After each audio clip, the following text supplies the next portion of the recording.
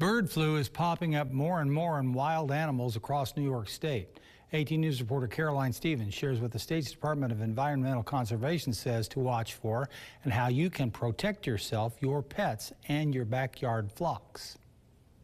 As bird flu continues to spread among wild bird and mammal populations in New York, state officials are reminding the public to stay aware but not alarmed. Currently, there's not much evidence that this particular strain will go into humans. There are a number of humans that have been infected, and those people are almost all associated with cleaning out infected poultry premises or working on contaminated dairies. According to a Cornell study, the bird flu has been found in some bobcats across New York. The Department of Environmental Conservation says there are simple steps people can take to protect themselves, their pets, and backyard animals. If you see dead birds, the first thing you should do is protect yourself and stay away from them. You don't want to have any direct contact with a dead bird. You can report to the DEC if you see any dead birds, but the DEC says since it is so widespread, not all reports will be responded to. But if you think removal of a carcass or carcasses is necessary, the DEC recommends wearing personal protective equipment. You should take maybe a garbage can, 3 contractor-sized bags. Let's say we're talking about a goose-sized animal.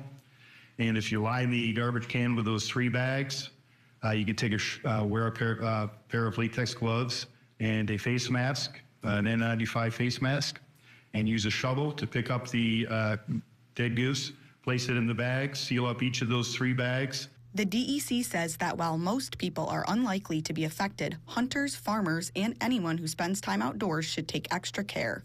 Waterfowl hunters should not be shooting sick-looking birds or taking sick-looking birds. We don't have any recommendations to take down your bird feeders.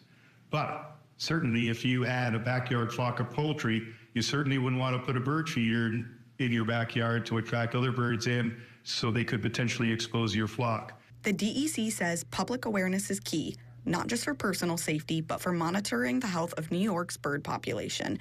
To report a sick or dead bird, visit mytwintiers.com.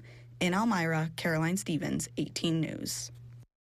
The DEC also says though cases of infection are rare, cats seem especially susceptible to bird flu.